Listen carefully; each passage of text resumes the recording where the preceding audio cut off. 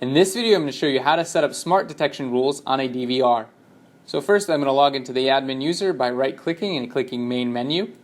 Here I can see it brings up the system login screen. I'm going to use my graphical user password to log into the admin user. It brings me to the main menu. Here I can see there is a smart detection tab on the main menu, so I'm going to go ahead and click that. Now it might bring you into smart search and then or parameters depending on which tab you have selected previously. The smart detection rules fall under the IVS category. So I would click here or click parameters first and then click on IVS. Here I can see I only have one channel added, so I'm just going to do it on channel 1 because my camera is connected to channel 1. To add a rule, I'm going to come down here to the bottom right and click the Add button. Here you can see it created a rule named Rule 3. It's a tripwire rule. There are other types of rules, but in this example I'm just going to set up a tripwire. You can feel free to play with the intrusion detection rule, abandoned object detection rule, or missing object detection rule on your own. Here we can see there is a draw icon here. It just so happens to be a pencil icon, and this is what's going to allow me to draw my rule. So I'm going to go ahead and click that. It's going to pull up the video from my camera on my DVR, and I can draw a rule anywhere I'd like. In this particular example, I care about cars coming into the left-hand frame of my camera. So I'm going to click here. It's going to allow me to draw this line. Now I could draw this line any which way I want, but since I care about the vehicles in the road or humans caught on the sidewalk here, I can click here, and then I can end this line here. And finally, I could add more lines to my tripwire, but in order to keep this rule from triggering all the time and just caring about the vehicles crossing, or again these pedestrians on the sidewalk crossing, I'm going to go ahead and right-click and end my rule. Up here you can see I can rename my rule. If I wanted to rename it from Rule 3 to say Tripwire 3 or Tripwire 1, then I could do that by clicking here and typing that name in. In this example, I'm just going to leave it as the default Rule 3.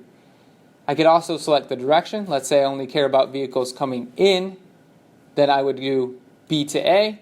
If I only cared about vehicles or pedestrians going out, then I would do A to B. Or if I cared about vehicles and pedestrians coming through both directions, I would do both. In this particular example, I'm going to leave it on the both setting. To finish drawing my rule and configuring it, I'm going to click the OK button here. It's going to bring me back to the IVS or Smart Detection page. Now I can go ahead and set up the triggers for this rule. Here you can see this is very much like the motion detection settings. I can set my period. I could set it to enable an external alarm if I had one connected to my DVR.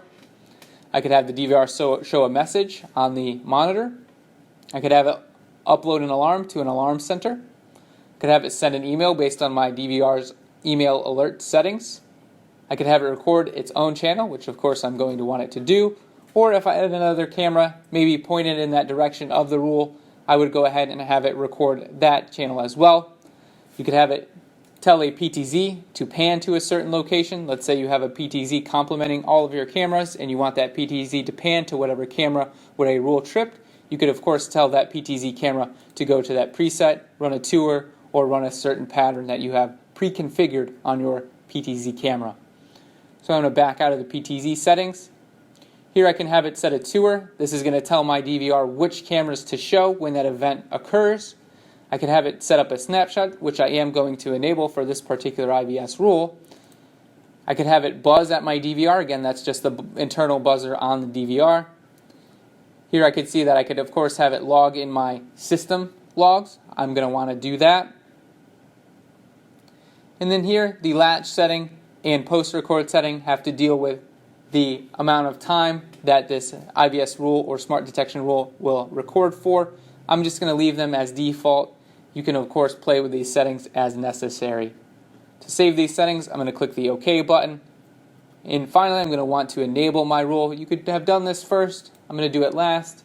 And then finally, to save this rule and finally make sure it's enabled, I'm going to click the Apply button at the bottom right-hand side. Now, if I were to back out of here, my rule would still be there, and I could come back in here and modify it if I needed to.